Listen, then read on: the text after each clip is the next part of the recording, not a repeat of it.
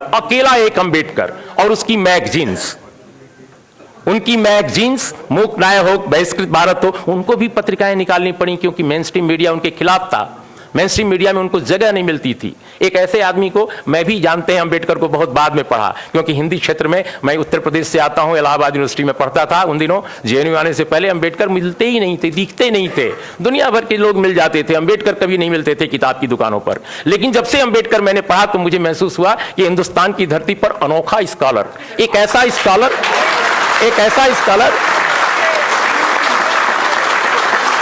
Scholar जिसके पास जितने इस देश के इंटेलेक्चुअल्स हैं आजादी की लड़ाई के, हम सबको सैल्यूट करते हैं, लेकिन वैसा इंटेलेक्चुअल एक मतलब जिसके पास इतना बड़ा विचार दर्शन है। हम तो पहले समझते थे, बहुत सारे लोगों ने समझा रखा था कि वो दलितों के आइकन हैं, वो संविधान बनाने वाले एक व्यक्ति हैं, वकील हैं। वो बाद में समझ में आया कि कितना बड़ा दार्शनिक है जिसने वेद को, उपनिषद को, पुराणों को, तमाम संस्कृत के ब्राह्मण पंडितों से ज्यादा पढ़ा है। एक ऐसा आदमी जिसने पूरी दुनिया को समझा है, जिसके पास भारत को बदलने का एक नजरिया है, जो कहता है कि जाति के साथ जनतंत्र नहीं चल सकता। और उस अंबेडकर को लोगों ने जातियों का नेता बना दिया, जाति का देवता बना दिया। वो अंबेडकर कहते हैं कि जातियों के साथ समाज में, हमारे देश में यह जनतंत्र नहीं कायम रह सकता। एफर्मेटिव एक्शन उस अंबेडकर की देन है अपने देश में। और एफर्मेटिव एक्शन क्यों है? जातियों को बढ़ाने के लिए नहीं, इस समाज में जनतंत्र कायम करने के लिए। गैर बराबरी का जो पूरा का पूरा विकराल ये रूप था भारत में सदियों से चला रहा, उसको बदलने का था। एक अंबेडकर ने भारत में यहां के करोड़ों आदिवासियों, करोड़ों दलितों और ओबीसी के लिए भी आरक्षण को प्रतिपादित किया। एक अंबेडकर ने।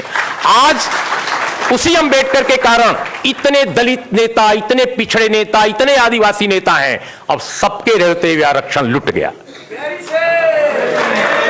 इन सबके रहते हुए आरक्षण खत्म। एक अंबेडकर ने लाया आरक्षण। सारे नेताओं ने, जो अंबेडकर के भक्त कहते हैं, किसी को कभी मंडल के भक्त कहते हैं, उनके रहते हुए अंबेडकर लूट लिया गया आरक्षण को। ये आज के भारत का दर्शन है, आज के भारत का परिदृश्य है। मित्रों, अंत में मैं एक बात कह के कंक्लूड करूंगा अपनी बात। बहुत सारे मित्रों को कहना है कि देखिए, हर क्षेत्र में डिटोरिएशन हुआ है।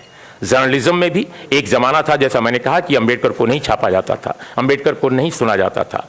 लेकिन एक दौर ऐसा भी आया जब अपने समाज में गणेश शंकर विद्यार्थी जैसे पत्रकार थे। एक जमाना था जब प्रेमचंद जैसे लेखक और पत्रकार थे।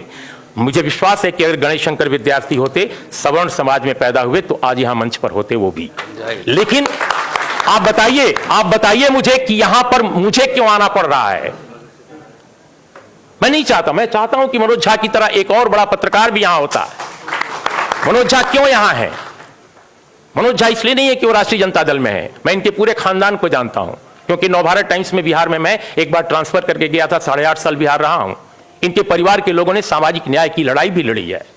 रमेश जी इनके परिवार में रहे हैं। रमेश झा, देखिए, हमारे नेताओं ने कॉन्स्टिट्यूएंसी बनानी शुरू की, विचारधारा पर काम नहीं किया। आज अगर तेजस्वी यादव की पार्टी के रघुवंश बाबू नाक बहुत सिकोड़ते हैं कि वैशाली के, चूंकि उनको चुनाव वहां लड़ना है, कि आरक्षण क्यों ऐसे, इस पर नहीं बोलना चाहिए था, इस पर ये स्टैंड लेना है, क्यों? हम साफ साफ आज बोलना चाहते हैं कुछ बातें, बिल्कुल कंक्लूड कर रहे हैं। इसलिए कि उनको डर है कि अपर कास्ट में कोर्ट नहीं देगा। अरे भाई, अपर कास्ट को आपने समझाया ही नहीं, अपर कास्ट को आपने समझाया ही नहीं।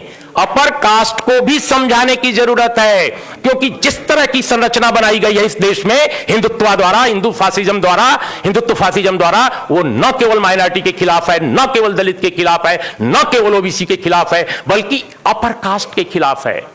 अपर कास्ट को उसने जहरीला, उसके दिमागों में जहर घोल रहे हैं, उसको मनुष्य होने से दूर कर रहे हैं, अमानवीय बना रहे हैं। एक ऐसे समाज की रचना कर रहे हैं ये लोग, जो समाज न केवल विभाजित है, बल्कि इस देश को खंड खंड कर देगा। तो हमारे नेताओं ने अंबेडकर डायलॉग करते थे, अंबेडकर विमर्श करते थे।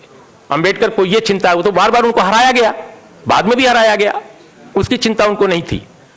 उनको चिंता यह थी कि समाज को कैसे हम दूर तक बदलें, इसके अंदर तक जाकर बदलें।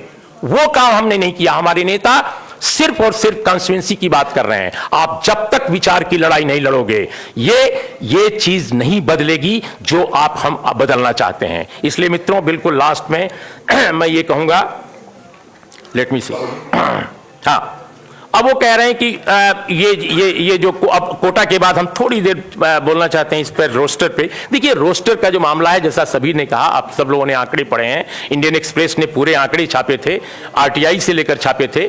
0 प्रोफेसर है इस पूरे महादेश में ओबीसी का, 0 एसोसिएट प्रोफेसर 0, एसोसिएट प्रोफेसर 0। और अगर आप किसी अपर कास्ट के लड़के से बात कीजिए, नौजवान लड़के से, कहता है सारा ओबीसी खा गया हमारी सीटें। क्यों? क्योंकि जहर, ये जहर है जो ये मीडिया क्या है इस देश का? इस देश का मीडिया जो है, माफ कीजिएगा मैं मीडिया का हिस्सा 35 साल से हूं, इस देश का मीडिया